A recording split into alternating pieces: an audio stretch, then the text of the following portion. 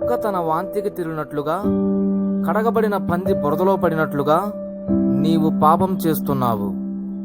నీవు చేస్తున్నటువంటి పాపానికి ముగింపు పెట్టకపోతే నీకు మరణం వస్తుంది. నీవు చేస్తున్నటువంటి పాపం నీ కుటుంబీకులకు, బంధువులకు, స్నేహితులకు తెలిస్తే నిన్ను వారి ఇండ్లకు కూడా రానివ్వరు, అసహ్యించుకుంటారు. నీ కుటుంబీకులు, బంధువులైతే నిన్ను చంపటానికి కూడా వెనకాడరు. నీవు చేస్తున్నటువంటి పాపం బహుఘోరమైనది. దేవుడు నీతోనే మాట్లాడుతున్నాడు. నీవు ఆ పాపాన్ని విడిచిపెట్టి వెనక్కి వచ్చినట్లయితే దేవుడు నిన్ను క్షమించనున్నాడు.